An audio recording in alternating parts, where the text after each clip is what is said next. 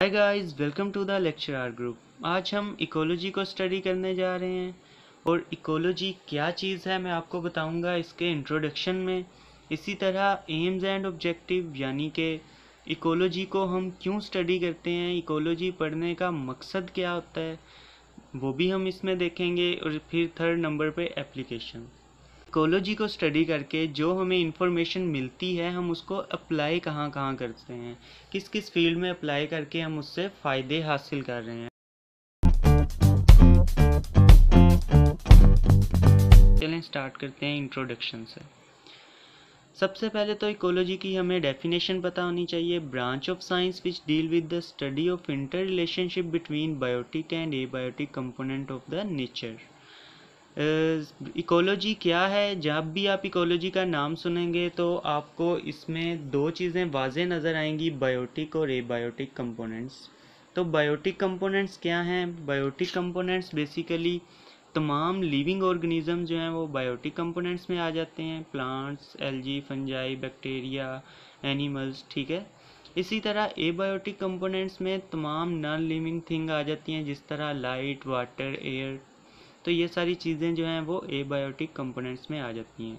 Ecology क्या है? Ecology basically biotic और एबायोटिक की इंटरेक्शन है, यानी कि एक दूसरे के साथ इनका ताल्लुक या ये किस तरह एक दूसरे पे असरअंदाज होते हैं। अब इकोलॉजी सिर्फ ये नहीं है कि बायोटिक का एबायोटिक से ताल्लुक, बल्कि बायोटिक का बायोटिक से ताल्लुक भी। जिस तरह एक स्पीशी है, कोई एक लिविंग ऑर्गेनिज्म है, तो उसका अपने साथ के दूसरे लिविंग ऑर्गेनिज्म जो हैं उनके साथ क्या ताल्लुक है, उन पे वो किस तरह असरअंदाज हो रहा है, उनके लिए वो क्या जो है वो फ़ायदे उनको पहुंचा रहा है या नुकसान पहुंचा रहा है, ये भी हम इकोलॉजी में स्टडी करते हैं। और इसी तरह हम ये भी स्टडी करेंगे कि एबायोटिक कंपोनेंट उसे क्या फ़ायदे पहुंचा रहे हैं या नुकसान पहुंचा रहे हैं। जिस तरह अगर हम एक प्लांट की एग्जांपल लें तो वो बायोटिक है, और इसी तरह उसको जो फोटोसिंथेसिस के लिए लाइट चाहिए, वाटर चाहिए, वो एबायोटिक कंपोनेंट्स में आ जाता है। तो ये सारा जो है इकोलॉजी एक काफ़ी जो है वो मुश्किल फील्ड है इस लिहाज से कि एक ही वक्त में बहुत सारे जो हैं वो चीज़ें एक लिविंग ऑर्गेनिज्म पे ही असरअंदाज हो रही होती हैं, ठीक है। उसमें जो है वो एक लिविंग ऑर्गेनिज्म हो सकता है कि नेक्स्ट 100 ऑर्गेनिजम्स पे इफ़ेक्ट कर रहा हो, तो आपको वो सब जो है इकोलॉजी में स्टडी करना पड़ेगा। अब इकोलॉजी को हम दो ब्रांचेस में डिवाइड करते हैं, एक तो ऑटोकोलॉजी है और एक सिनकोलॉजी। ऑटोकोलॉजी क्या है? इसमें एक ऑर्गेनिज़म को अगर हम जो है वो स्टडी करें, जैसे कि मैंने अभी बताया था कि इकोलॉजी इसलिए डिफ़िकल्ट समझी जाती है कि इसमें एक ऑर्गेनिज़म ही जो है वो हो सकता है वो हंड्रेड्स ऑफ ऑर्गेनिज़म के लिए रोल प्ले कर रहा हो, ठीक है।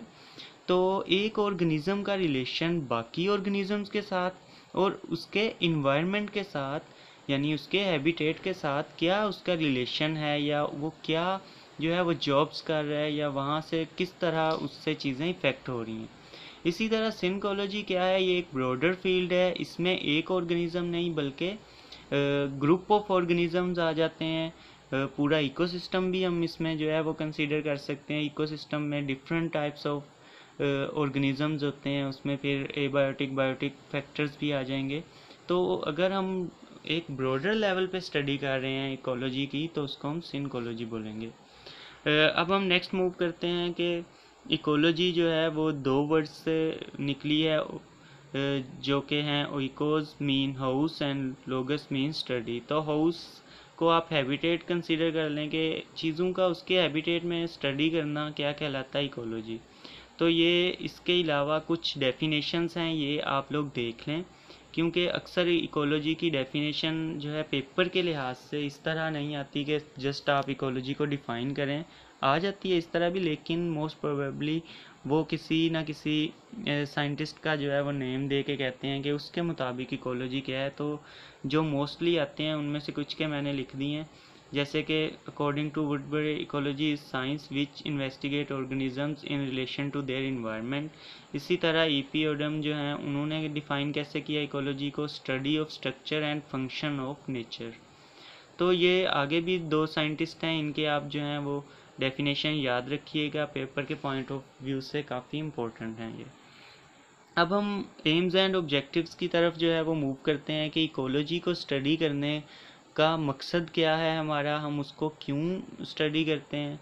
तो एम जो है इकोलॉजी का बेसिक जो है वो दो हैं कि हमें एक तो नंबर और लोकेशन ऑर्गेनिजम्स की पता होनी चाहिए। जब भी हम स्टडी करेंगे इकोलॉजी किसी भी ऑर्गेनिज़म के बारे में तो हमें उसकी लोकेशन और नंबर्स का पता होना चाहिए।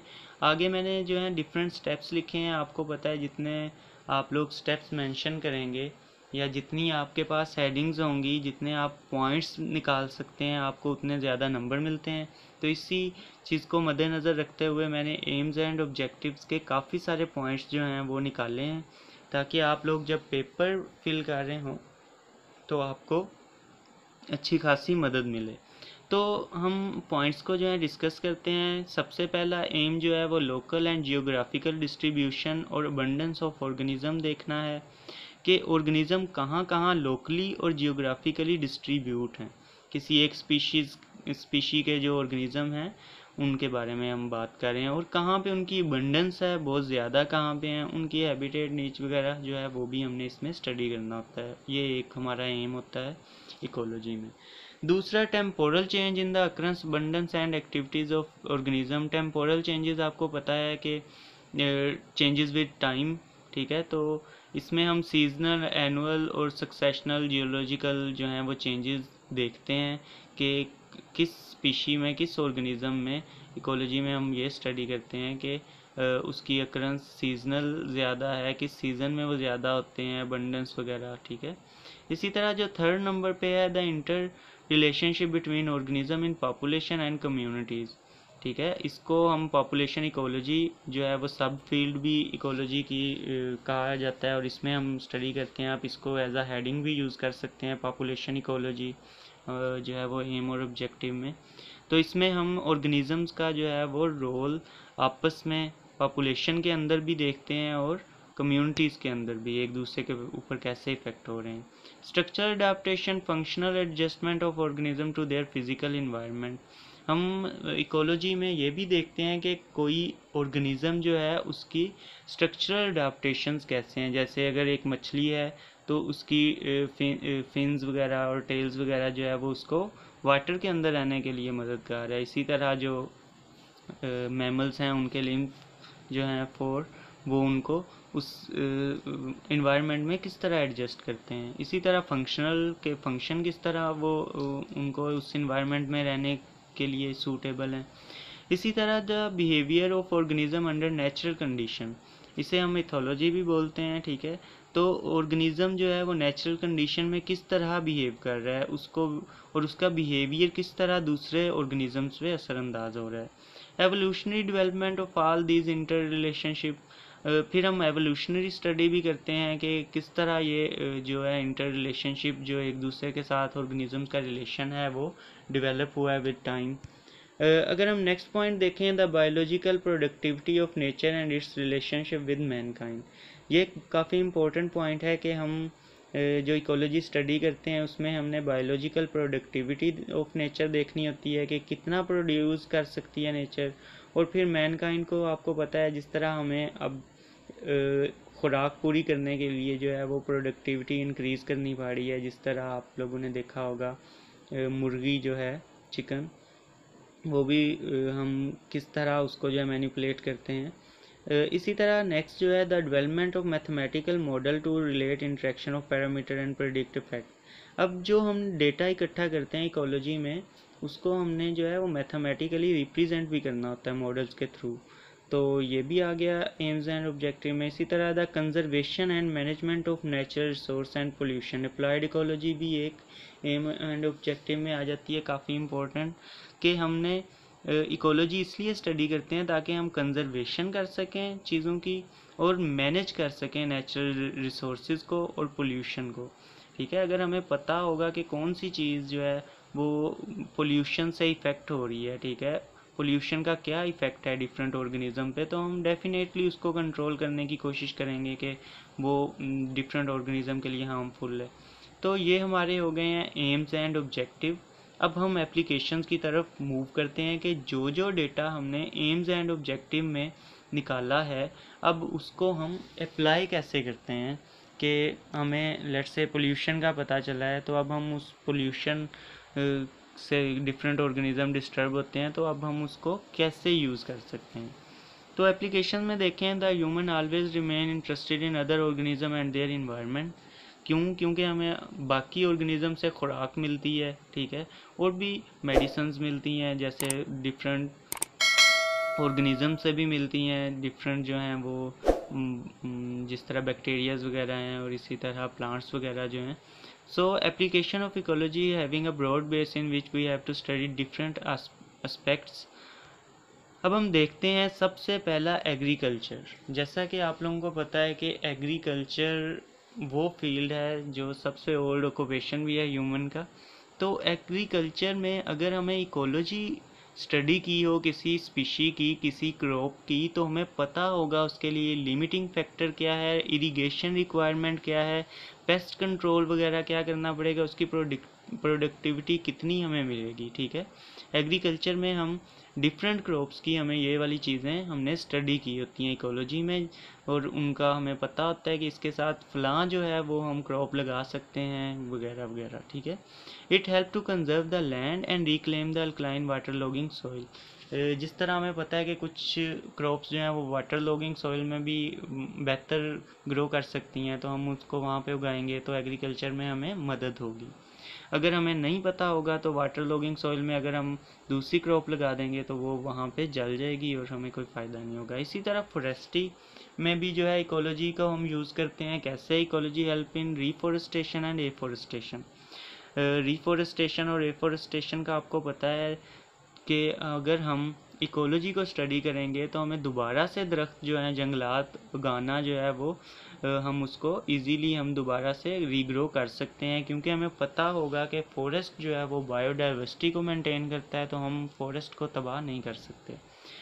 वाइल्ड लाइफ मैनेजमेंट, इकोलॉजी जो है वो इंडेंजर्ड स्पीशीज़ जो हैं उनको जो है बचाने के लिए काफ़ी ज़्यादा सरगर्म है, ठीक है। अगर हमें इकोलॉजी का पता होगा, अगर हमें हर ऑर्गेनिज्म का रोल पता होगा कि ये हमारे नेचर में क्या रोल कर रहा है, जिस तरह हनी बीज़ हैं तो वो फ्लावर्स को क्या पोलन जो है वो ट्रांसफ़र कर रही हैं, पोलिनेशन करवा रही हैं। अगर खुदा न खास्ता हनी बीज़ ख़त्म होती हैं तो पोलिनेशन का बहुत बड़ा अमल रुक जाएगा, जिसकी वजह से काफ़ी प्लांट्स जो हैं वो हम लूज़ कर सकते हैं।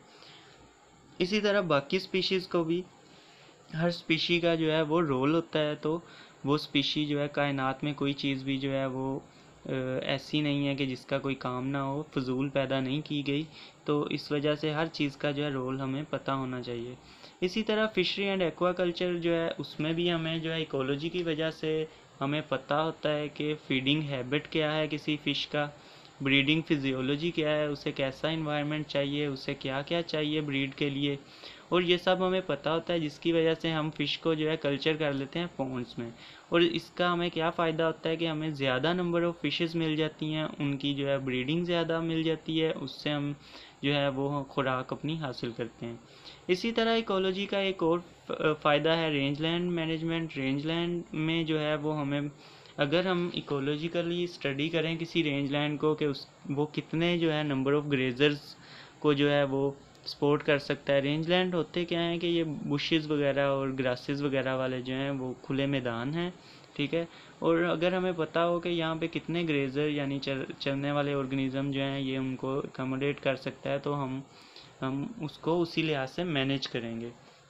क्योंकि अगर हम ज़्यादा एक हद से ज़्यादा ग्रेजर वहाँ पे भेजेंगे तो क्या होगा कि वो जो सॉइल है वो उनके पैरों से या उनके हूव्स से जो है वो डिस्ट्रॉय होना शुरू हो जाएगी। तो ये भी हमें इकोलॉजी से पता चलेगा।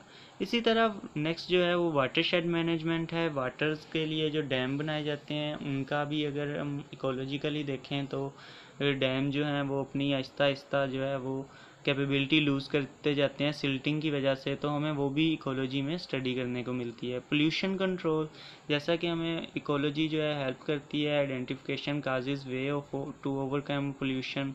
हमें काजेज़ का भी पता चलता है। इकोलॉजी की स्टडी से हमें किस तरह उसको ओवरकम कर सकते हैं, कौन से ऑर्गेनिज़म हम यूज़ करके पोल्यूशन ख़त्म कर सकते हैं, ये तक हमें इकोलॉजी से मिलता है। इसी तरह कंजर्वेशन ऑफ सॉइल, इकोलॉजी ने काफ़ी सारे मेथड निकाले हैं कि सॉइल को कैसे बचाया जाए। सॉइल जो है वो वाटर लॉगिंग काफ़ी इम्पोर्टेंट मसला है, सैलिनिटी काफ़ी इम्पोर्टेंट मसला है। तो हम वाटर लॉगिंग के बारे में इकोलॉजी में जो है वो स्टडी करते हैं, कौन सी क्रॉप लगा के वाटर लॉग्ड सॉइल को जो है इम्प्रूव किया जा सकता है, और उसके अलावा क्या क्या हम उस पर ऐड कर सकते हैं। इसी तरह सॉइल इरोजन को ख़त्म करने के लिए कौन कौन से जो है ट्रीज़ ऐसे हैं जो कि सलाइन जगह पे भी ग्रो कर सकते हैं, या सैलिनिटी को किस तरह ओवरकम किया जाता है ज़्यादा जो है वो वाटर पानी लगाकर, या सैलिनिटी को ख़त्म करने के लिए कौन कौन से हम जो हैं केमिकल्स डाल सकते हैं। तो ये सारी जो हैं एप्लीकेशंस आ जाती हैं इकोलॉजी की। आई होप सो कि आपको जो है वो समझ आ गई होगी इस लेक्चर की। तो अगर आपको समझ आई है और आपको लेक्चर पसंद आया तो प्लीज़ वीडियो को लाइक शेयर कीजिएगा और चैनल को भी सब्सक्राइब कर दीजिएगा।